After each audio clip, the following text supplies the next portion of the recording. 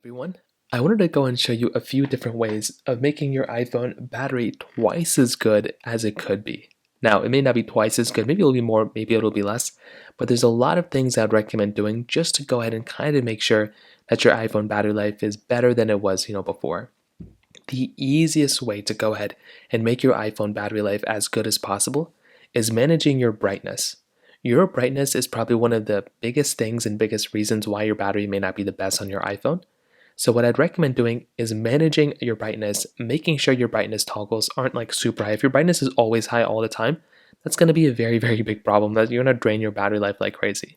Keep it pretty low. I don't even like automatic brightness. I like managing it myself. So go through and just start with that. That is probably going to be the easiest way of managing your battery. On top of that, if you have the option, enabling low power mode can actually greatly impact your battery life like crazy. For standard iPhones, let's say you have an iPhone with a 60 hertz panel, it'll still go ahead and give you a pretty good experience because it will go through and it's gonna limit the background performance, it's gonna shut a lot of things off.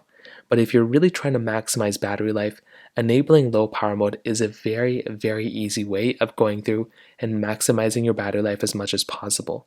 But also, if you have an iPhone that has a 120 hertz panel, as soon as you enable this, it's going to turn off your 120 hertz panel for 60 hertz, and that's also going to save a lot of battery life as well.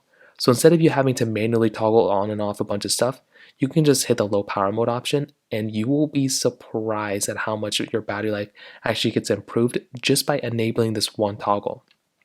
Now, on top of that, some other big things really come down to some settings that you can modify.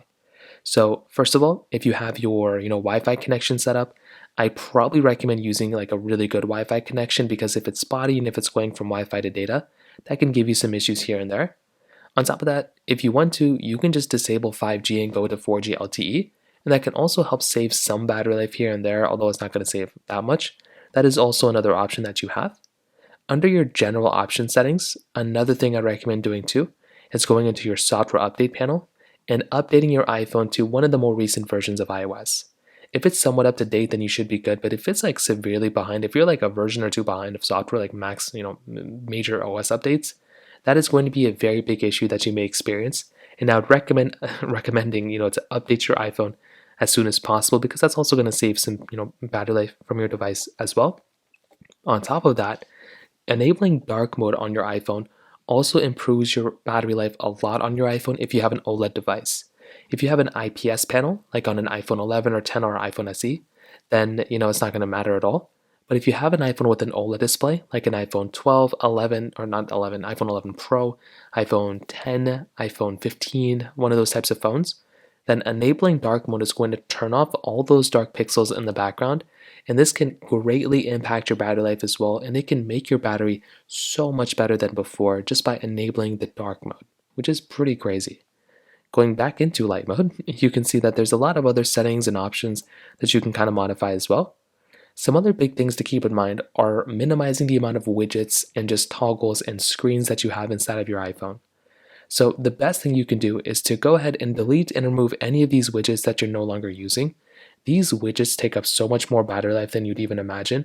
And by keeping them right here, like if you're not using them, you might as well go ahead and remove them.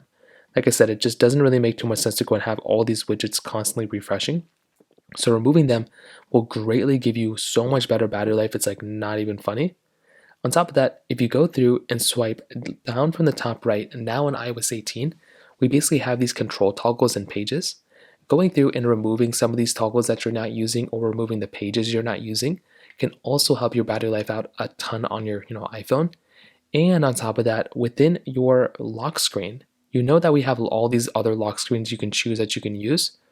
Well, if you're not going through and using all these other lock screens, I'd recommend also going through, deleting all these widgets and panels that you're no longer using, because that is also going to greatly impact your battery life and it's going to give you a way better experience when it comes down to it as well.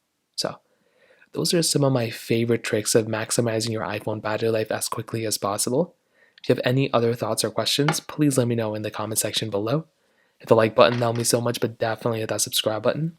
More importantly than everything else, I love every single one of you guys. Hopefully I'll catch you guys in the next video. Peace out till then.